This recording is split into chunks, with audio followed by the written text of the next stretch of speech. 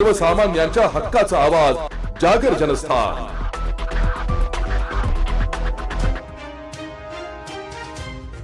नाशिक रोडच्या आम्रपाली झोपडपट्टी भागात प्रेमसंबंधाला नकार दिल्याच्या रागातून एका कुटुंबावर हल्ला करून तरुणासह 2 जणांना गंभीर जखमी केल्याची घटना घडली आहे।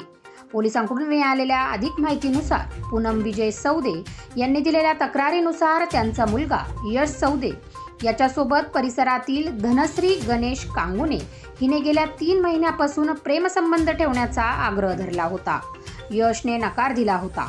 याच रागातून दिनांक 11 जुलै रोजी रात्रीच्या दरम्यान गणेश कांगुने, आकाश कांगुने, पवन आहिरे, मया कांगुने आणि अंबादास कांगुने हे पूनमताई यांच्या घरी आले। त्यांनी यशला लाकडी दांड्याने बेदम मारहाण केली। सोडवायला गेलेल्या पूनमताईंना देखील मारहाण करण्यात आली।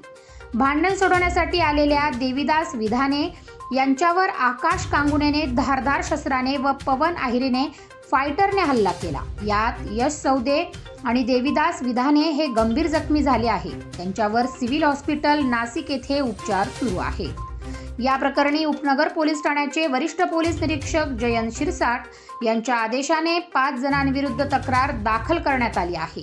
या प्रकरणाचा पुढील तपास सुरू आहे।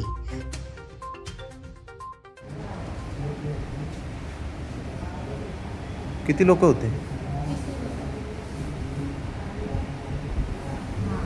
काय नाव होतं?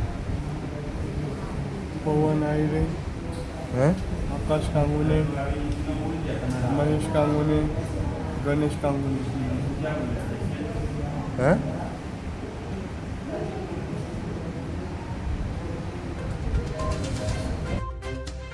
जागर जनस्थानसाठी संदीप नवसे, नाशिक।